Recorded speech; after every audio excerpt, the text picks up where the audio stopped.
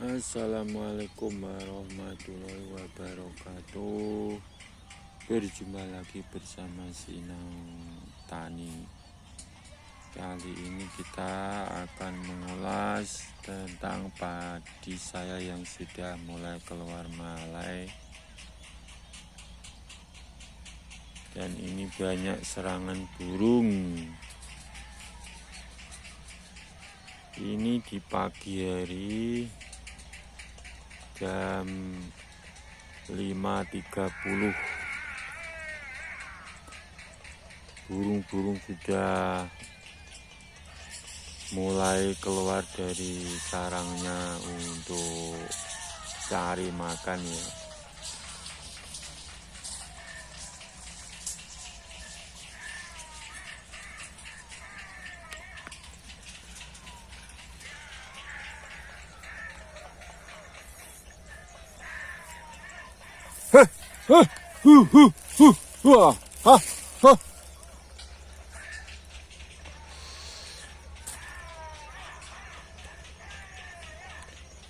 Ini padi saya kasih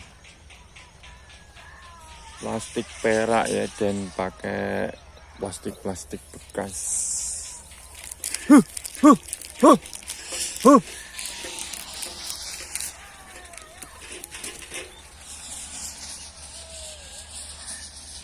Tapi yang bagian tepi saya kasih jaring, karena biasanya serangannya itu di bagian tepi-tepi ya. Karena sebelah tanaman padi saya ini dulunya ditanami kacang hijau, yang tepinya saya kasih jaring.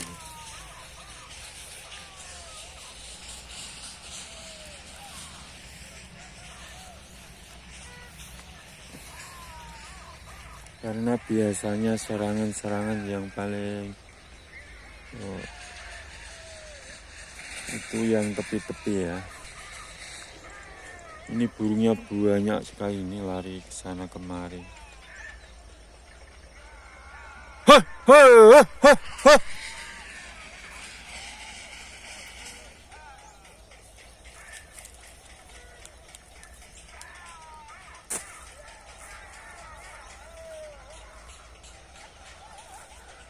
Ini tanam yang ketiga ya.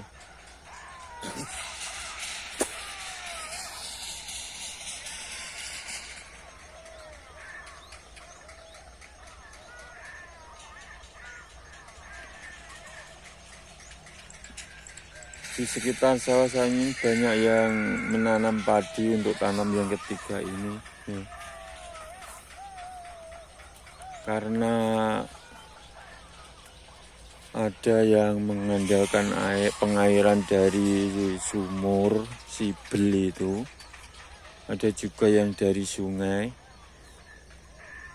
Tapi saat ini, di saat padi sedang mulai keluar dan ada yang merunduk, ini sudah ada mulai turun hujan ya.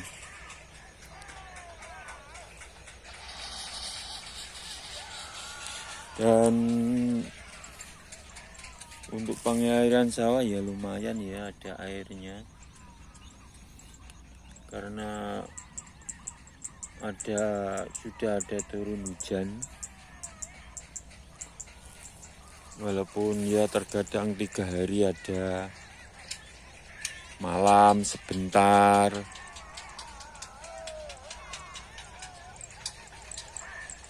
Selama September ini kurang lebih sudah turun hujan berapa ya? 5 kali ada ya.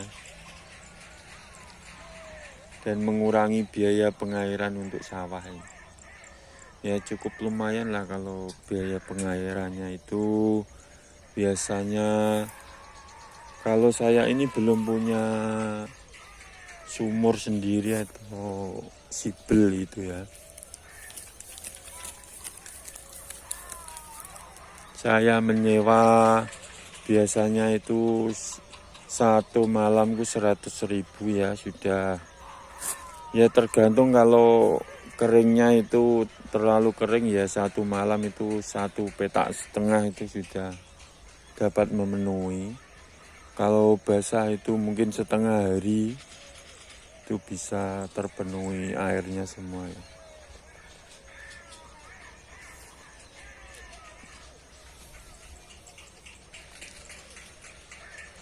Kalau tanam ketiga ini biasanya itu ya tambah biaya ya, itu biaya pengairan.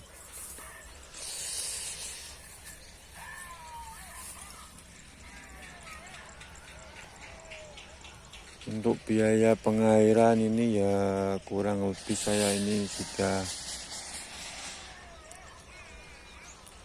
10 kali pengairan ya. Mungkin sudah ya. Lebih mungkin. Ya lumayan daripada kita tanam palawija itu, kacang hijau ya kalau di sini itu hasilnya itu kurang maksimal ya. Mungkin kalau tanam padi itu ya itu tadi kena potongan biaya airnya itu ya. Ya kurang lebih 1 petaknya itu mungkin 1 juta ya, mungkin ada ya. Tapi kalau sudah ada turun hujan sedikit-sedikit ya bisa kurang dari 1 juta itu biayanya. Mungkin kalau punya sumur sendiri itu mungkin lebih ringan lagi ya, karena pakai sipil itu biaya beban listriknya itu sangat murah sekali. Kalau 100.000 itu bisa dipakai 1 hari itu bisa 100.000 itu bisa 3 kali pakai ya. Kalau dihitung 1 hari gitu.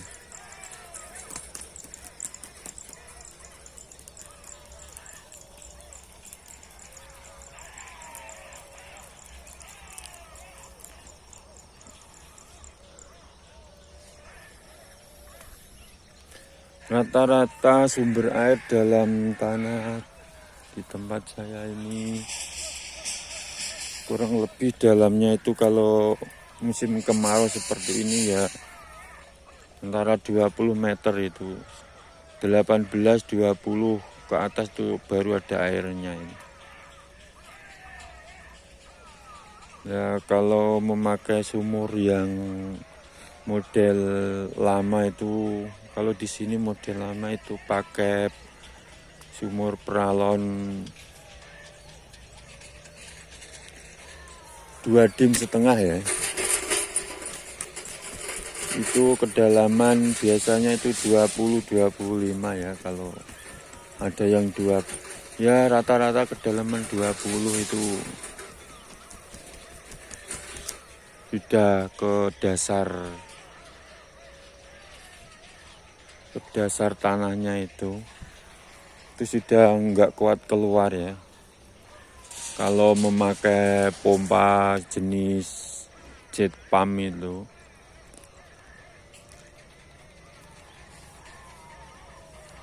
Tapi di tempat saya ini sudah rata-rata memakai sibel ya, jenis sibel itu.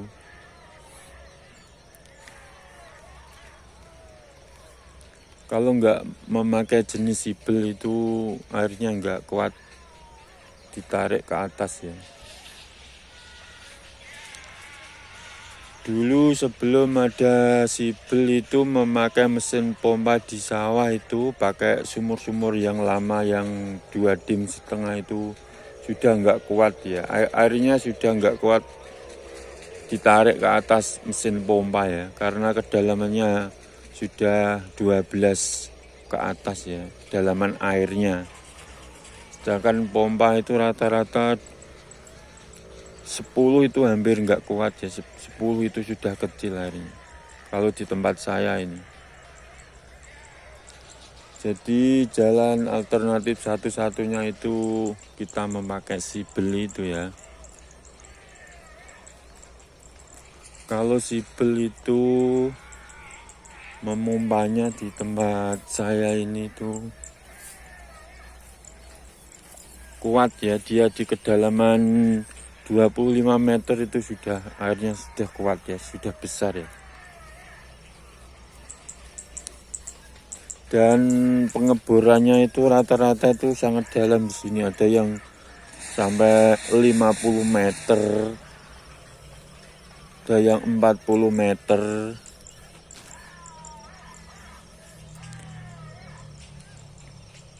Jadi airnya itu ya, kedalaman airnya itu cukup memadai ya kalau memakai sipil itu.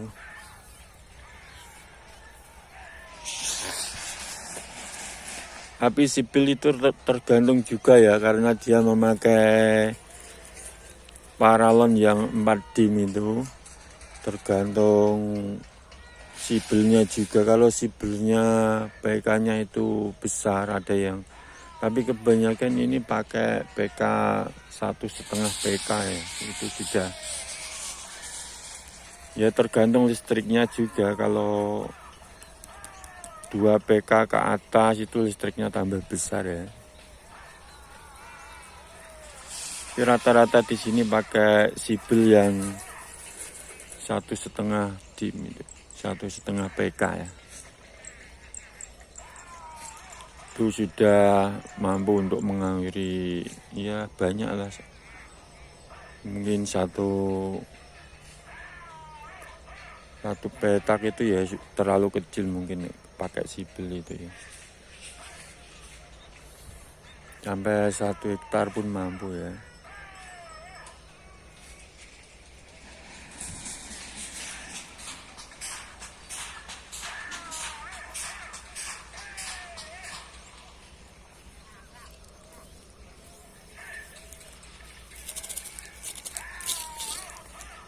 Ya, bertani itu mungkin banyak tantangan dan kendala, mungkin banyak juga ya. Bukannya kok enak-enak langsung tanam tuh langsung bisa panen gitu ya, ya enggak juga ya.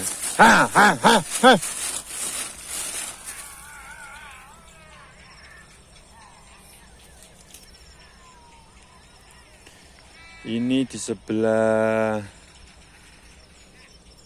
sawah saya ini, karena nggak berani tanam padi ya, mungkin mikir-mikir juga tentang airnya, itu dia tanam kacang hijau ya.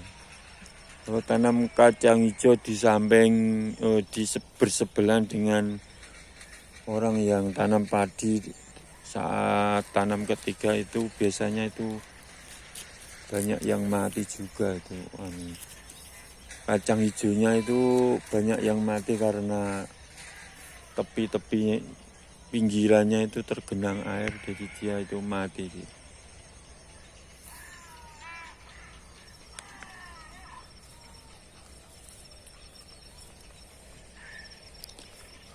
Kalau hasilnya pun tidak seberapa ya, malah ada juga yang tenaga sama upah untuk kuli-kulinya itu sama biaya semuanya sama hasilnya itu kadang kembali ke tenaganya itu untuk membayar ya. Kalau dihitung ya dapat untung, tapi ya hanya berapa persen ya, 5%-an mungkin, kadang ya ada yang 5%-an, nggak sampai 50%, malah 50% ke bawah kadang. Karena biaya untuk kuli di sini itu mahal ya, sudah satu hari itu hampir 100 lebih.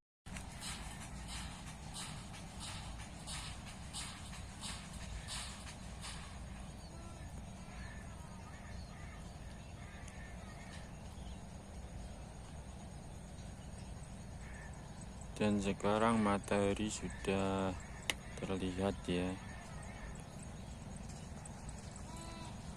Biasanya di saat-saat matahari sudah terbit dan udara terasa hangat itu biasanya burung-burung pipit pun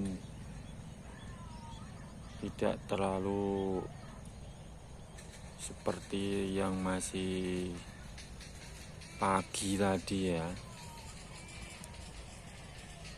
Kalau sudah terasa panas seperti ini, burungnya itu ada sedikit berkurang ya.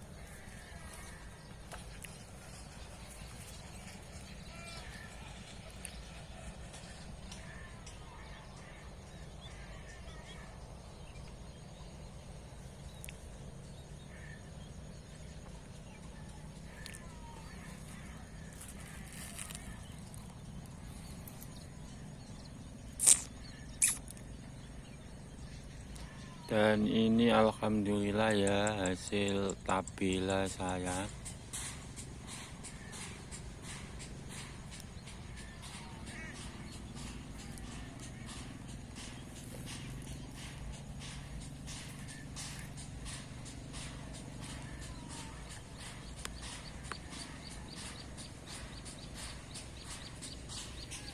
Ini hasil tabela yang memakai alat itu ya, alhamdulillah cukup lumayan juga, memuaskan ya.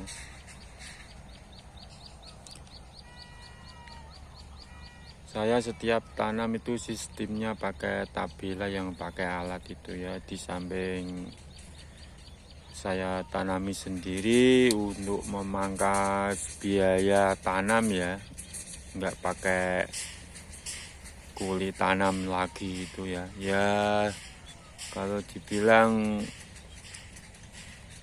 mengurangi beban biaya ya sangat mengurangi sekali ya, karena di samping dari biaya benih sendiri ini itu sudah separuhnya kalau tanam pakai tangan itu ya, kalau tanam pakai kulit. Kalau saya tabela ini hanya separuhnya benihnya.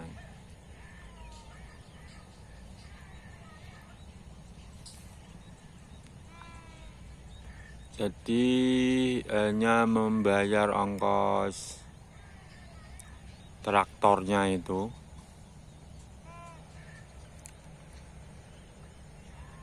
Dan lain-lain ini saya kerjakan sendiri ya.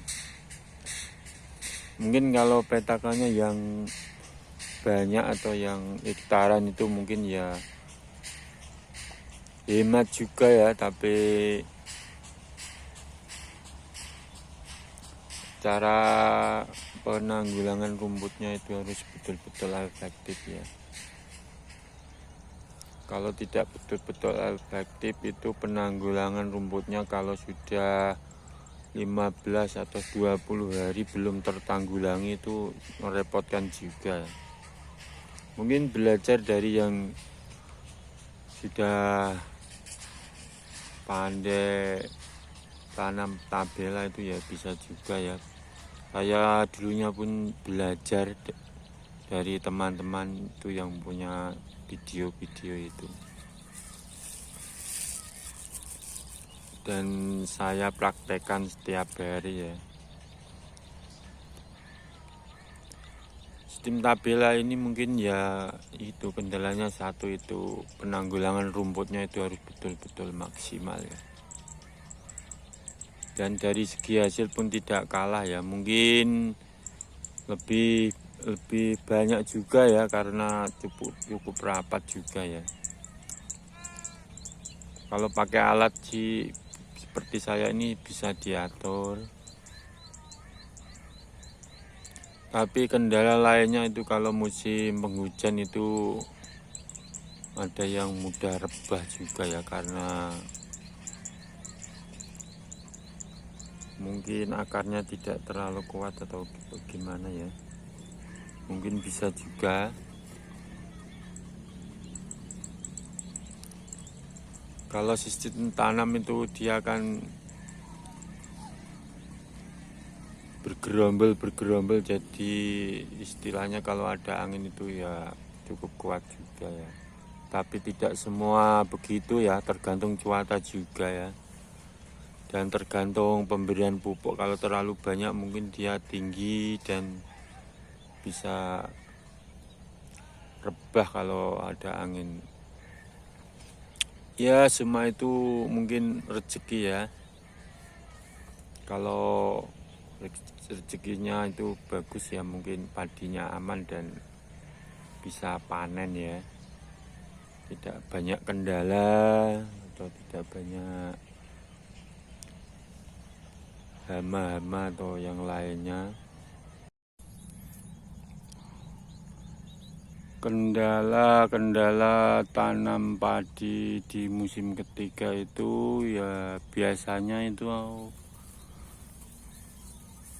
nomor satu itu tikus ya. Tikus itu menyerangnya itu ya ada yang baru 1 bulan tanamannya itu diserang ya juga ada. Ada yang sudah mulai 2 bulan itu ya ada.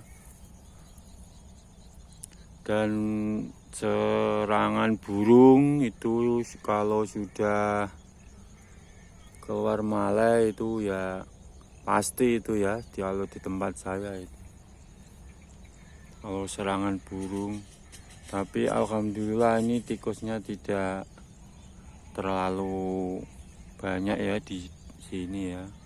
Ada 2, 3, 4 mungkin 5 ya, tapi enggak terlalu serius ya. Kalau kemarin padi saya juga ada serangan tikusnya itu, tapi tidak terlalu serius ya.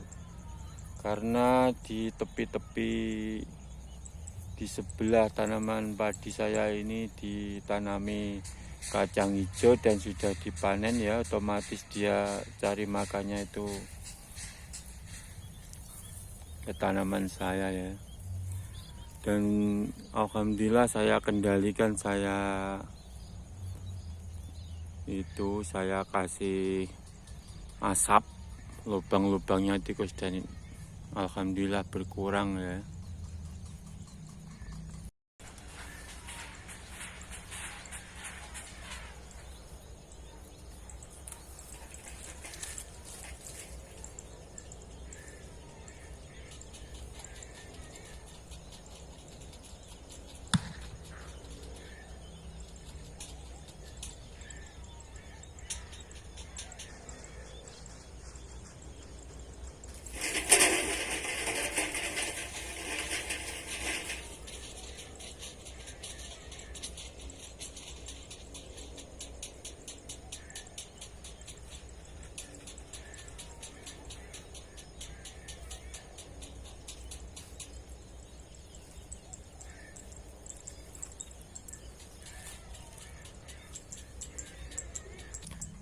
Selain saya asapi juga kemarin itu saya kasih racun-racun itu ya di pematang-pematang, di tempat dia lewat itu kan ada tempatnya ya. Dan saya kasih di lubang-lubangnya, tempat sembunyinya itu juga saya kasih. Dan saya memastikan kalau tikusnya itu mati, dia ada bau itu di tempat lubang-lubangnya itu ada bau dan saya pastikan mati dia. Tapi terkadang juga ada yang mati di luar juga. Ya kalau tanam padi ketiga itu nggak kuat mental atau persiapan biaya atau istilahnya itu tekadnya harus kuat ya. Itu mungkin kalau setengah-setengah itu nanti kalau setengah-setengah terus dibiarkan kena hama atau kena apa itu mungkin kita akan rugi ya, rugi banyak ya. Memang harus perlu perhitungan juga dan perlu tekad dan bagaimana caranya supaya tanamnya padi itu berhasil ya kalau musim ketiga. Selain dari kendala hama, tikus, burung, dan air ya, yang paling besar itu. Kalau tidak ada sumber air itu ya mungkin nggak usah juga ya. Karena itu air adalah nomor satu ya untuk kehidupan tanaman padi.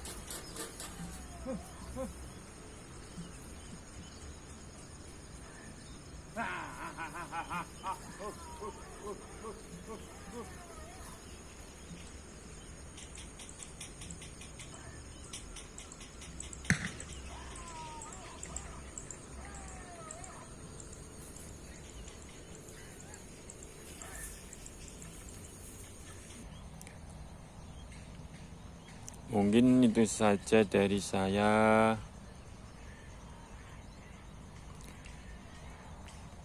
Maju terus petani Indonesia, jangan menyerah.